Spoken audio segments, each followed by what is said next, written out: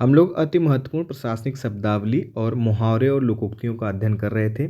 इसी क्रम में हम लोग आज आगे बढ़ते हैं।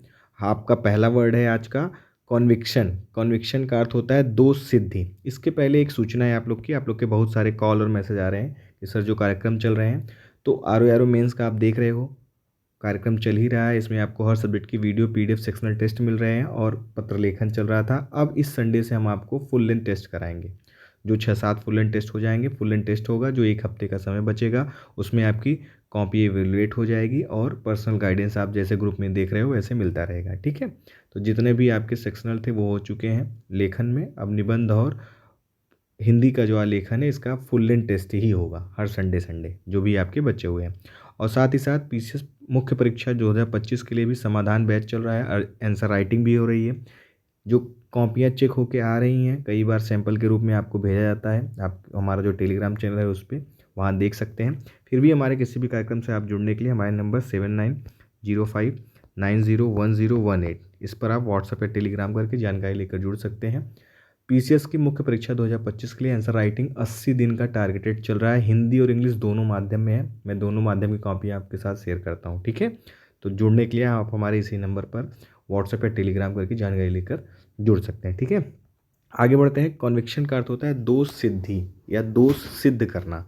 स्पेलिंग ध्यान से सुन लेंगे, CONVICTION। कॉन्विक्शन का अर्थ हो गया दोष सिद्धि, दोष सिद्ध करना। अगला है आपका कॉन्वे नोट। कॉन्वे नोट का हिंदी में अर्थ हुआ वहन पत्र। महत्वपूर्ण है, इसकी स्पेलिंग लिखकर याद कर लीजिएगा, CONVOYNOTE। नोट को अलग से रखेंगे, कॉन्वे याद रखेंगे। तो कॉन्वे नोट का अर्थ हो गया वहन पत्र, CONVOYNOTE। लिख कर याद करिएगा। और मैं फिर से कह दूंगा कि जो 30 नंबर है आपके प्रशासनिक शब्दावली और मुहावरे और लोकोक्तियाँ, आप मुहावरे और लोकोक्तियों में अर्थ समझ लेते हैं, वाक्य प्रयोग करने में समस्या होगी अगर आप अभी प्रैक्टिस नहीं कर रहे हैं। तो प्रतिदिन इसको 1 घंटे जरूर दीजिए। ये 30 नंबर आपको अच्छी लीड देंगे नंबर बढ़ाने में, तो इसमें कोई भी कमी मत करिएगा। अगला है आपका cooling of period. Cooling of period का अर्थ क्या होता है? उपशमन अवधि। उपशमन अवधि होता है, इसकी स्पेलिंग याद रखेंगे। कूलिंग आप सभी जानते होंगे, COOLING ऑफ पीरियड। ऑफ मतलब OFF मत करिएगा। ठीक है, कूलिंग ऑफ पीरियड यानी COOLING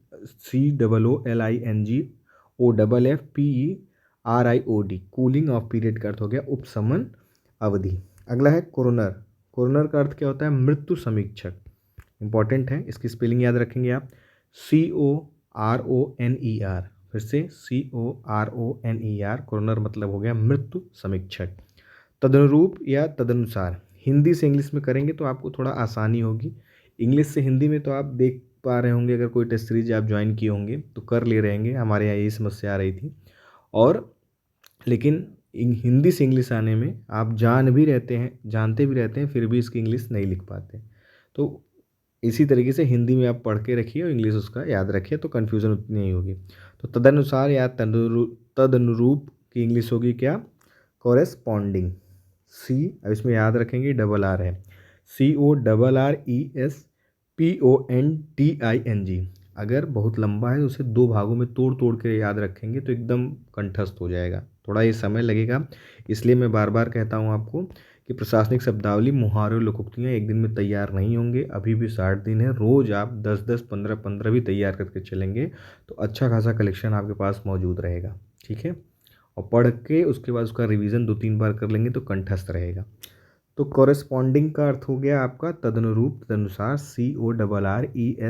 CORRESPONDING। अगला है आपका कोरोबोरेट।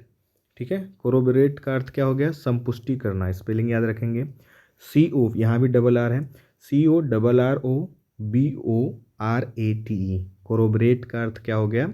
संपुष्टि करना। अगला है कोस्ट ओवररन। कोस्ट ओवररन का अर्थ क्या हो गया हिंदी में? लागत लघन। ठीक है, स्पेलिंग है कॉस्ट का, COST, कॉस्ट हो गया ये। ओवररन का स्पेलिंग हुआ, ध्यान से, यहाँ भी RR है, OVERRUN। तो कॉस्ट ओवररन का अर्थ हो गया लागत लंघन। ठीक है, तो कॉस्ट का मतलब आप समझ ही रहे होंगे कि लागत।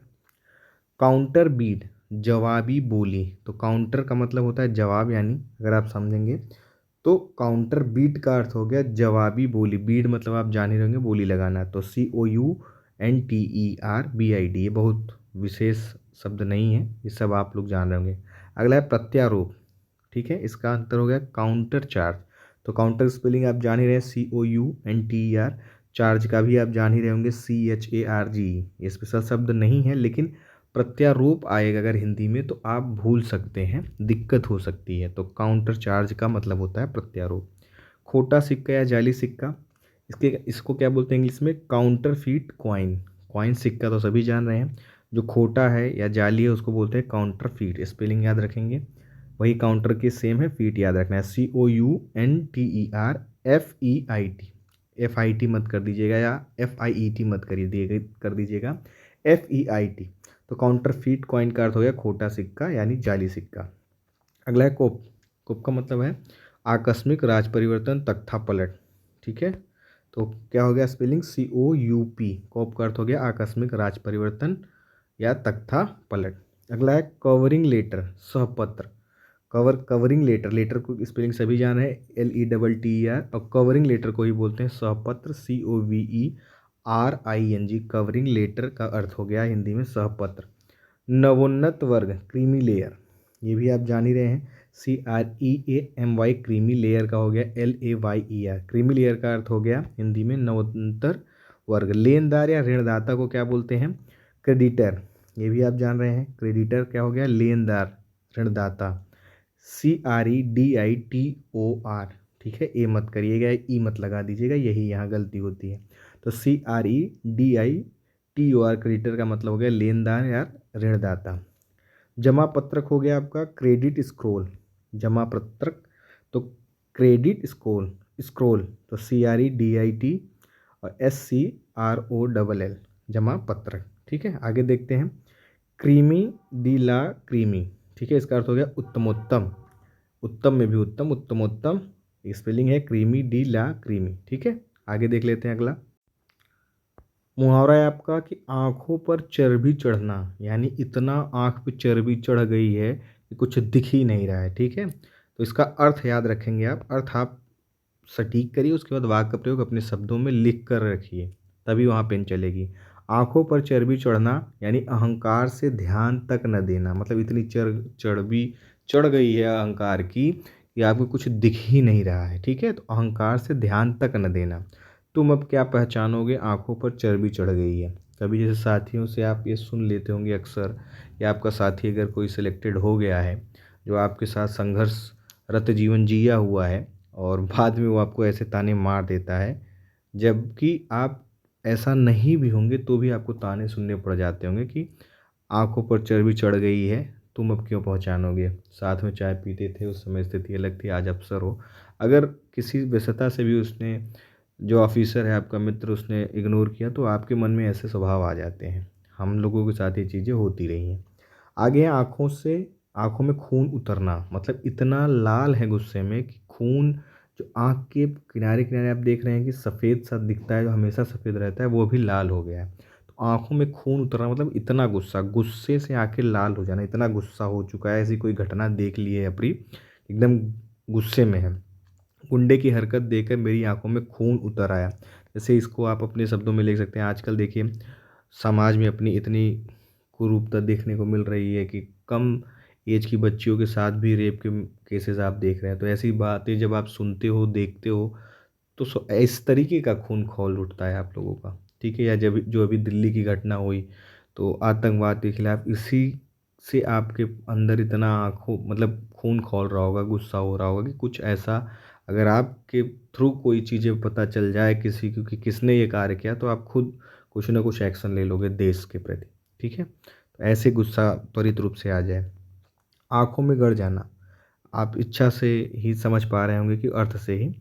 आँखों में गड़ जाना है कि मतलब इसका दो अर्थ है। एक तो आँखों में गड़ जाना, किसी को चुभ रहे हो आप, यानी बुरा लगना, कोई चीज़ बुरा लग रही है, गड़ रही है, ठीक है। और या ये भी हो सकता है कि कोई चीज़ आप देख लो और आपकी इच्छा हो कि इसको तो ज़रूर ले लें, ठीक है। तो पाने की इच्छा होना दोनों अर्थ में सही है, या फिर बुरा लगना, ये दोनों अर्थ सही है इसके, तो इसे लिख लीजिएगा। कंफ्यूज मत होइएगा। तो शिल्प की बनाई मूर्ति मेरी आंखों में गड़ गई, या कोई चीज़ आप मॉल में गए या कहीं गए या किसी दोस्त यार की गाड़ी को देखें या उसके कपड़े को देखें, तो आपकी भी मनोदशा ये बन जाती है कि मुझे भी ऐसे ही लेना है, आपके दिमाग में वो चढ़ जाता है। तो पाने की इच्छा होना मतलब आँखों में गड़ जाना। ठीक है। आँखों में धूल झोंकना। ठीक है, आँख आप खुली आँखों से देख रहे हैं, वो धूल झोंक दिया, बंद कर दिया, धोखा देना। तो इसका अर्थ क्या हो गया? धोखा देना। ठग उसकी आंखों में धूल झोंक कर बटुआ ले गया। ठीक है। ठग ले गया। कभी कभी मित्रवत में भी कई चीज़ें खराब सी हो जाती हैं, या कई चीज़ें ऐसी आती हैं, तो अपना वाक्य प्रयोग आप उसी हिसाब से करिएगा, वो बेहतरीन होगा। ठीक है, प्रयोग करते रहिए। आंखों में सरसों फूलना। ठीक है, ये अनैतिक चीज़ें समझ में ही आ रही हैं आपको, यानी एकदम मूर्खतापूर्ण बात हो रही है। तो आंखों में सरसों फूलना, इसका अर्थ है विवेक न होना। ठीक है, तो विवेक न होना इसका अर्थ है। कुछ चुनिंदा वर्ड है, इसे लिख लीजिएगा, जैसे इसमें थोड़ा आपको कन्फ्यूज़न हो जाएगी अगर आपने पहले नहीं देखा है। तो आंखों में सरसों फूलना मतलब विवेक न होना। क्या तुम्हारी आंखों में सरसों फूली है कि अपना भला बुरा नहीं सोच सकते? इस स्तर का आपके बुद्धि विवेक की क्षमता कम हो चुकी है। तो जब भी वाक्य प्रयोग करिएगा, तो जो भी मुहावरा दिया है वो आपके वाक्य प्रयोग में ज़रूर समाहित होना चाहिए। ठीक है, ये चीज़ का विशेष ध्यान रखेंगे। आंखों से गिरना मतलब आदर भाव जो उनको मिल रहा था वो घट जाना। इसका अर्थ है आँखों से गिरना मतलब आदर भाव घट जाना। इन्होंने लिखा है जब से उसने वह कुकर्म किया वह मेरी आँखों से गिर गया है। ठीक है, कोई आपका सेलिब्रिटी हो या क्रिकेटर हो या राजनेता हो, जो आप अपेक्षा कर रहे हैं, वह उसके विपरीत अगर अपनी चीज़ें दिखा देता है, शो कर देता है, तो फिर वो आँखों से गिर जाता है। ठीक है, तो इस तरीके से किसी भी चीज़ में आप अपना वाक्य प्रयोग कर सकते हैं। आँच न आने देना यानी जरा सा भी कष्ट न होने देना। इसका अर्थ क्या है? जरा सा भी कष्ट न हो देना।